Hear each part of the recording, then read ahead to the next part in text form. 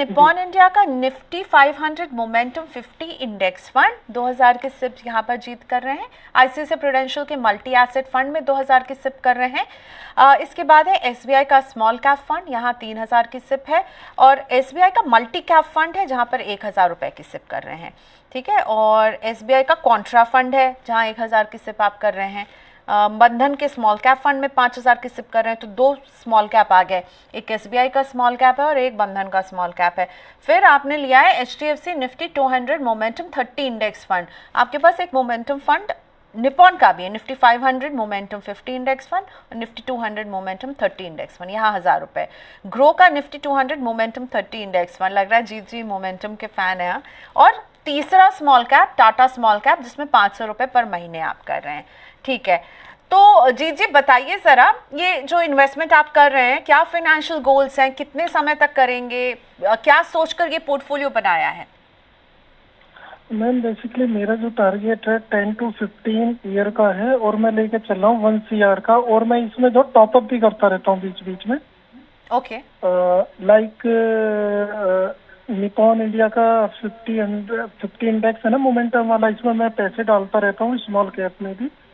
ठीक तो है। मैं 10 to 15 ईयर का लेकर चल रहा हूँ 1 CR का। 1 CR, तो ये जो 1 CR की प्लानिंग है, ये आप अपने रिटायरमेंट के लिए प्लान कर रहे हैं जीत जी? मैम बच्चों के लिए एक्चुअली, क्या बच्चे, बिटिया है एक बेटा है, तो उन्हीं के लिए प्लानिंग चल रही है मैम।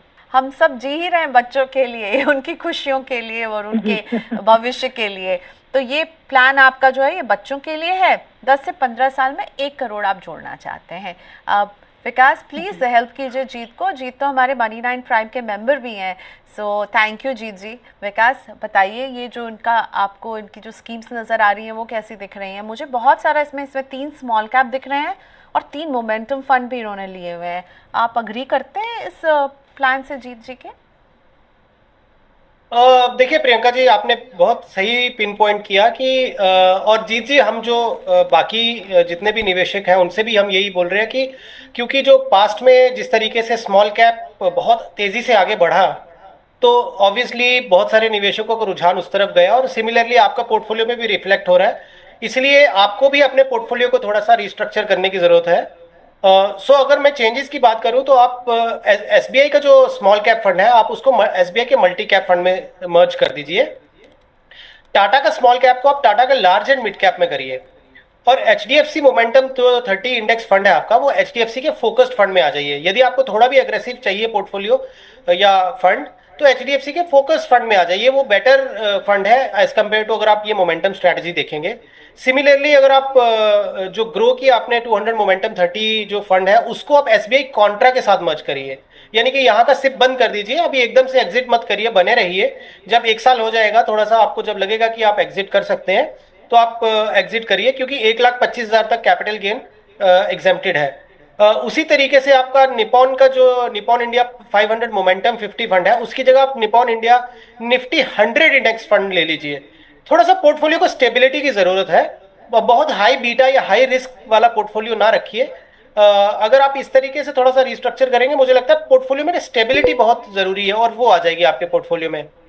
यदि आप टारगेट की बात करते हैं, तो यदि मैं थोड़ा सा एग्रेसिव टारगेट भी लेता हूं कि मान लीजिए 15% सीएजीआर से आपका पोर्टफोलियो यदि ग्रो करता भी है, तो आपका कोई 44-45 लाख के आसपास बनेगा। टारगेट आपका 1 करोड़ है। अच्छी बात यह है कि आपने अभी जब कन्वर्सेशन कर रहे थे, करते करते आपने खुद ही बोला कि 10 से 15 साल का टाइम होराइजन है।